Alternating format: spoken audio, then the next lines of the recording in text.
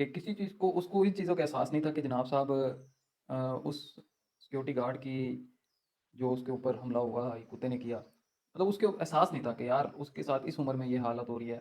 अगर आपको पता है 25,000 30,000 के पीछे लोग ये सोचते हैं कि एक शख्स जो 25,000 रुपए ले रहा है, वो आपकी जान, माल, घर, दफ्तर, गाड़ी इनकी हिफाज़त तो करे ही करे और खुदा ना ख़ास्ता कल को कुछ ऊँच-नीच होती है, तो वो अपने सीने पे गोली भी खाए। अस्सलाम वालेकुम ख़वातीन और हज़रात, उम्मीद है आप सब खैरियत से होंगे। बड़े से बाद आया हूँ, थोड़ा-सा मसरूफ़ था, तो इसलिए मैं आपसे गुफ्तगू नहीं कर सका, तो मुझे आज मौका मिला तो मैंने कहा आपसे गुफ्तगू करूँ। मैंने कुछ दिन पहले, शायद मे बी 1 हफ़्ता पहले एक वीडियो अपने सोशल प्लेटफ़ॉर्म पे अपलोड की थी, उसी के ऊपर मैं डिस्कस करने के लिए आज आया हूँ।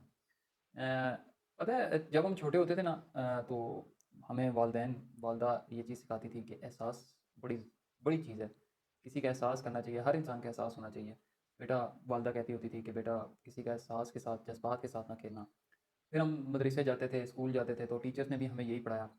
इनफैक्ट बड़ों ने हमें यही चीज़ समझाई। ख़ास तौर पे मुझे तो यही बताई है, मैं किसी और के बारे में कुछ नहीं कह सकता, मगर हाँ, मुझे ये चीज़ कही गई। तो अब मेरे साथ ज़ाहिर बात है, मदरसों में या फिर स्कूल में मैं अकेला बच्चा तो नहीं था, बहुत से थे।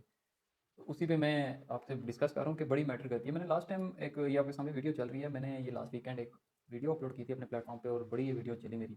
मैं कमेंट्स पढ़ रहा था, मैं ये वीडियो उस दिन बनाना चाह रहा था, मगर मैं खुद खामोश हो गया। मैंने कहा नहीं, मैं 2-4 दिन तक वेट करूँगा इस वीडियो के लिए कि और मैं कमेंट देख लूँ और उसके बाद मैं इस पर बात करूँ। मैं कमेंट पढ़ रहा था कि सही बात है, आजकल का जो दौर चल रहा है हमारा, भागम भाग का दौर है। मैं इसको कहता हूँ भागम भाग का दौर है, क्योंकि ज़ाहिर बात है, हर इंसान अपनी ज़िंदगी में मसरूफ़ है इस टाइम पे। मैं बात कर रहा हूँ सिक्योरिटी गार्ड की, जो अभी कुछ दिन पहले EF10 में ये वाक़या हुआ कि सिक्योरिटी गार्ड रात के टाइम ड्यूटी दे रहा था, तो पागल कुत्ता जो होते हैं, आवारा कुत्ते, वो उसको सिक्योरिटी गार्ड को पड़ जाता है, बाइट करता है और सिक्योरिटी गार्ड चिल्लाना शुरू कर देता है और अपने आप को वो उसको घसीटता भी है।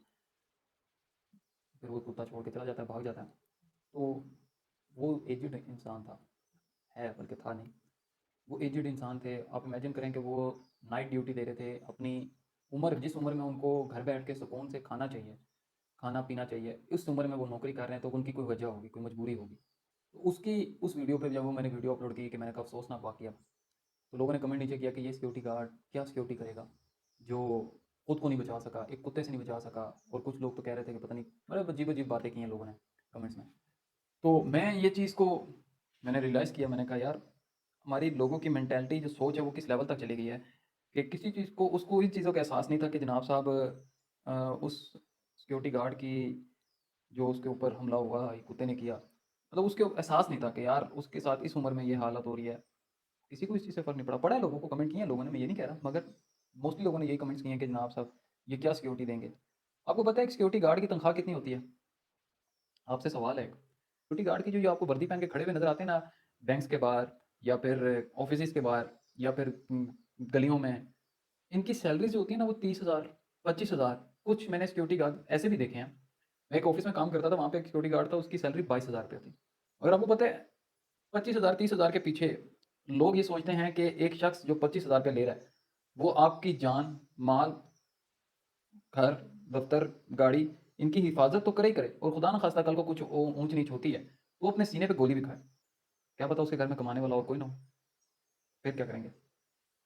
उसके घर में क्या चावल, राशन, ठीक है, वो मेरे रब की ज़ात है। अब बहुत से लोग ये बात बोलेंगे कि रोटी का वादा मेरे रब ने किया। बिल्कुल किया, इसमें कोई शक नहीं। मेरा रब जिसने इस जहाँ में, इस दुनिया में भेजा, जिसने इस दुनिया को बनाया, उसने ज़ाहिर बात है, आपको जो पैदा करता है वो पालना भी जानता है। पर उसने ये तो नहीं कहा कि आप घर बैठे रहो तो मैं आपको दे दूँगा। मेहनत करनी पड़ती है ना। हम लोग सोशल मीडिया की पावर को, अपने आप को बहुत बड़ी चीज़ तो समझते हैं, तो हम लोग उसकी पावर यूज़ करते हुए अपने आप को कुछ भी, कहीं भी कुछ भी कह सकते हैं। फ्रीडम ऑफ स्पीच हम लोग कहते हैं हमें नहीं मिली।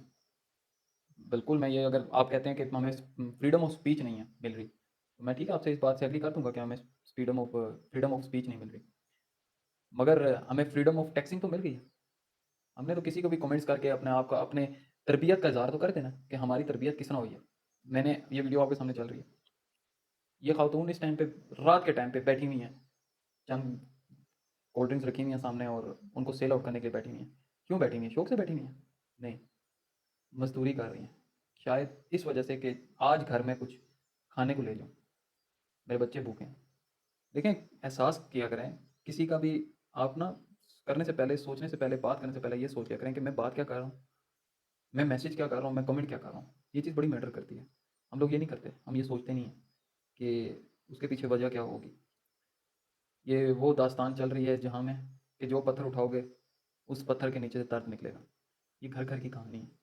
जिस घर का दरवाज़ा खटकाओगे ना, उस घर से कोई ना कोई आपको कोई ना कोई ऐसी बात निकलेगी। सोच समझ के बोला करें कि मैं बोल क्या रहा हूँ। आपके अल्फाज बड़े मैटर करते हैं, आपकी तरबियत शो करते हैं।